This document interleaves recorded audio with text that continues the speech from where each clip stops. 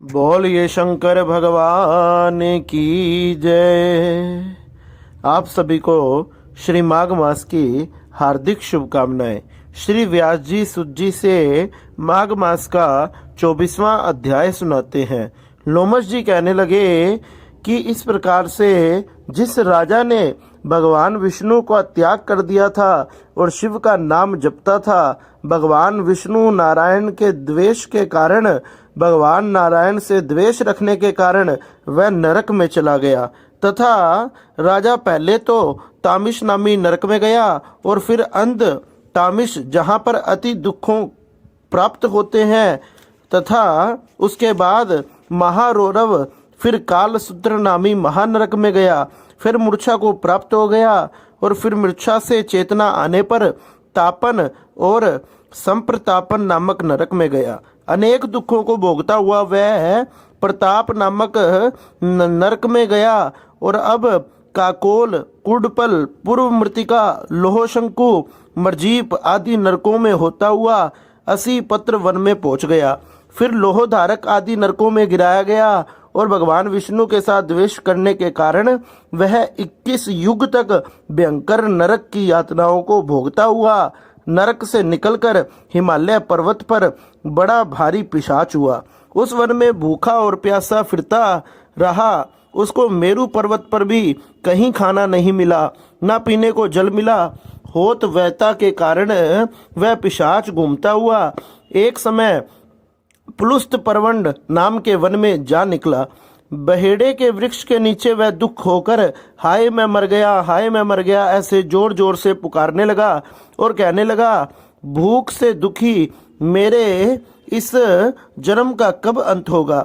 इस पाप रूपी समुद्र में डूबते हुए मुझको कौन सहारा देगा?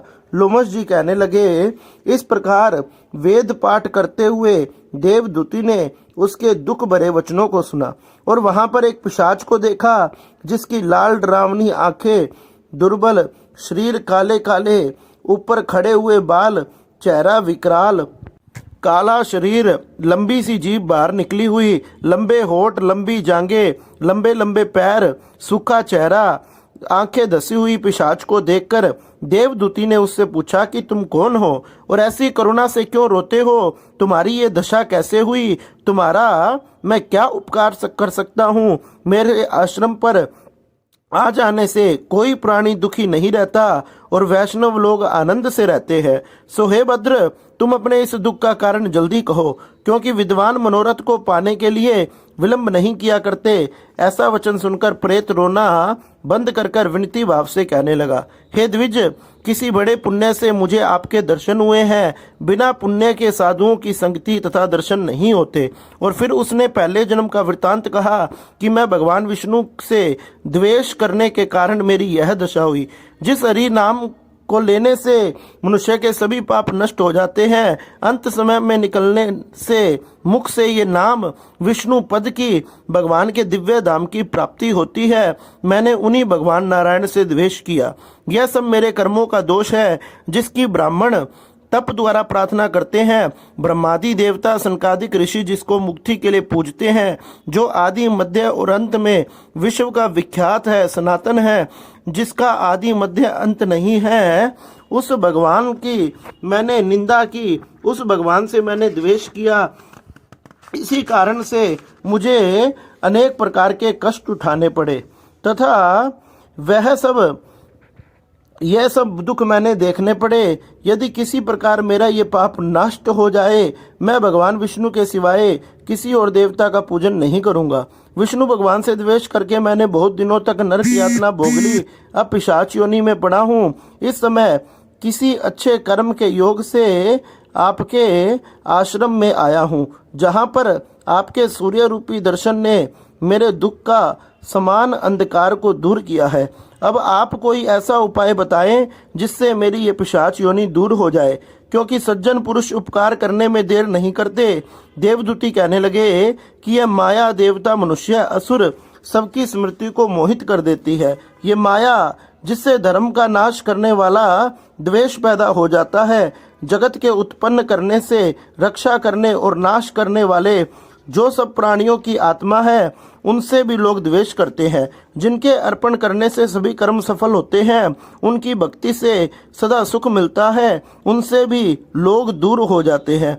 हरि भजन करना ही सबसे उत्तम है तथा मनुष्य को यही काम करना चाहिए। जो यह काम नहीं करता वह नरकगामी होता है। इसी कारण वेद विरुद्ध कर्मों को त्याग देना चाहिए। अपनी बुद्धि से बचे हुए धर्मों के मार्ग पर चलने से मनुष्य परलोक के पथ का नाश कर देता है तथा ब्राह्मणों की जो निंदा करता है, वेद देवता की निंदा करता है, अपने मन से ही शास्त्र वर्त पुराण आदि बना लेता है, वह हमेशा नरक में जाता है।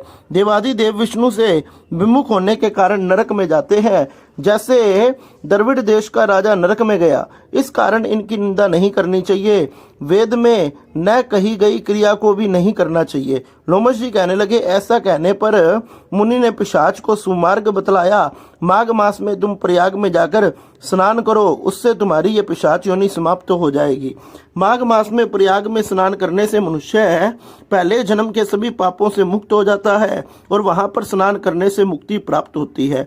इससे बढ़कर और कोई प्रायश्चित नहीं है। संसार में यह मोक्ष तथा स्वर्ग का खुला द्वार है। गंगा यमुना का संगम है। त्रिवेणी संसार में सबसे उत्तम तीर्थ है। पाप रूपी बंधन को काटने के लिए ये कुल्हाड़ी की तरह है। कहाँ तो विष्णु, सूर्य, तेज, गंगा, यमुना का संगम और कहाँ ये तुच्छ पाप रूपी तृण की आहुति। जैसे घने अंधकार को दूर करने वाला शरद का चंद्रमा चमकता है, उसी तरह संगम पर स्नान करने से मनुष्य पवित्र हो जाता है। मैं तुमसे गंगा यमुना के संगम का वर्णन नहीं कर सकता, जिसके जल की एक बूंद के स्पर्श मात्र से केरल देश का ब्राह्मण मुक्त हो गया। ऋषि के ऐसे वचन सुनकर प्रेत के मन में अत्यंत शांति उत्पन्न हो गई, मानो उसके सब दुख दूर हो गए हों, और वह प्रसन्नता से विभिन्न प्रकार के प्रश्न ऋषि से पूछने लगा। इस प्रकार से महात्मा ने उस पिशाच को गंगा यमुना आदि स्नान के बारे में बताया कि माघ मास में अगर तुम इसमें स्नान करोगे तो तुम्हारी ये पिशाच योनि, तुम्हारे सारे पाप नष्ट हो जाएंगे और तुम्हें भी दिव्य धाम की प्राप्ति होगी। बोलिए शंकर भगवान की जय।